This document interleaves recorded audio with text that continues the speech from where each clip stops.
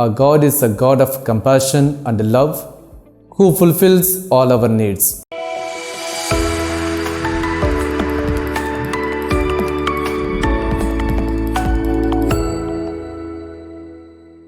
My dear brothers and sisters, today's Gospel speaks about the miracle of the multiplication of loaves and fish to feed a large crowd of people. We learn three things from today's Gospel. First, our God is a God of compassion and love. We read in the Gospel that when Jesus saw the crowd, he was moved with compassion and love. They were like sheep without shepherd. He saw in them the spiritual and physical hunger and satisfied both his hungers. Our God is a God of compassion who satisfies all our hungers. We see in number of places in the Gospels, Jesus was compassionate towards whoever came to him. We read in Matthew 11:28, he says, "Come to me, all who labor and are heavy laden, and I will give you rest."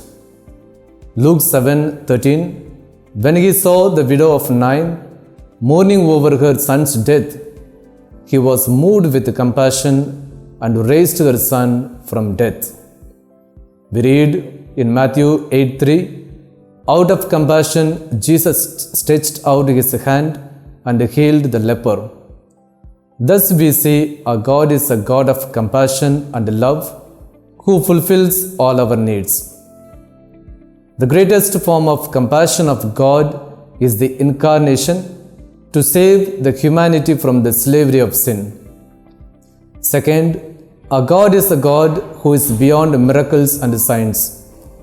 We hear in the Gospel that while it is true that the people following Jesus had a strong desire to see and listen to him, yet their focus was in the signs or miracles which Jesus performed.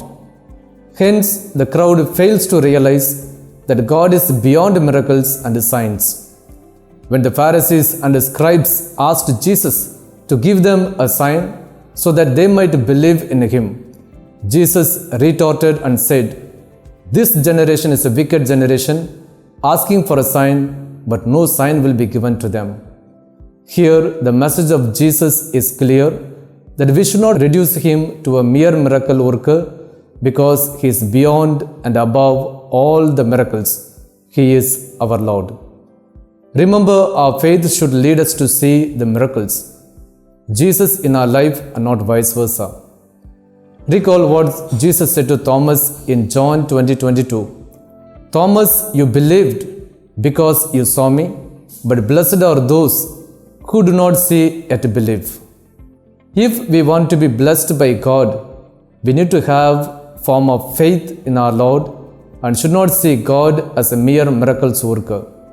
Third, our God is a God who makes impossible possible.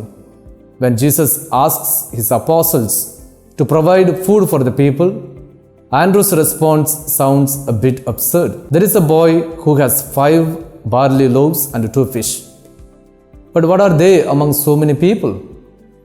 Humanly speaking, it is impossible to feed the large crowd just with 5 loaves and 2 fish.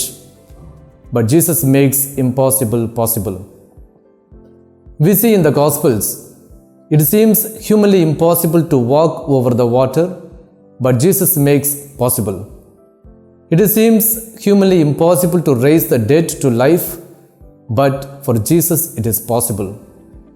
It is humanly impossible to still the storm, but possible for Jesus.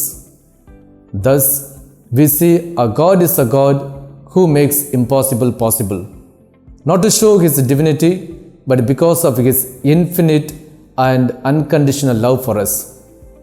Whenever we approach him with all our burdens, problems, thinking that we can never overcome them, the Lord makes it possible.